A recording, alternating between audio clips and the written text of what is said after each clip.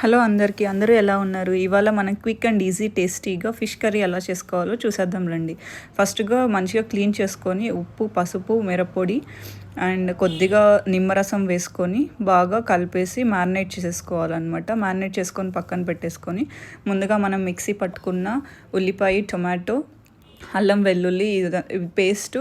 So first మనం పోపు పెట్టేసుకొని దాంట్లో ఆ అల్లం వెల్లుల్లి పేస్ట్ చేసినది, టొమాటో ప్యూరీ అదంతా వేసేసి కొంచెం పసుపు, ఉప్పు, మిరప్పొడి వేసేసి బాగా కలిపేసుకోవాలన్నమాట. కొంచెం ఫిష్ మసాలా వేసుకొని దాని తర్వాత మనం ముందుగా వేయించి పెట్టుకున్న జీలకర్ర అండ్ కొంచెం మెంతులు ఇవన్నీ పొడి కొట్టేసుకుని అదైతే ఒక స్పూన్ వేయాలన్నమాట. సో అది వేసుకుంటే మనకి ఫ్లేవర్ చాలా బాగుంటుంది అండ్ అది చాలా మెయిన్ ఇంగ్రీడియంట్ అనమాట.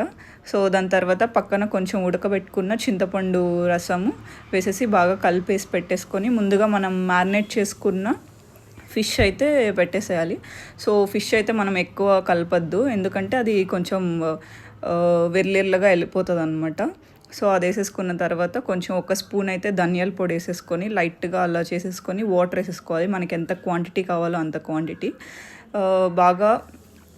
సో వాటర్ వేసుకున్న తర్వాత మంచిగా ఉడకనిచ్చిన తర్వాత సో ఫైనలీ దింపేసామంటే చాలా టేస్టీ ఫిష్ కర్రీ అయితే రెడీ అయిపోయిందనమాట. సో మీరు కూడా ట్రై చేయండి. So please do like, share and subscribe Haripriya Guntumadigi YouTube channel. Thanks for watching. Please don't forget to click on bell icon to get notification. Thanks for watching. Unta bye bye. See you on next video.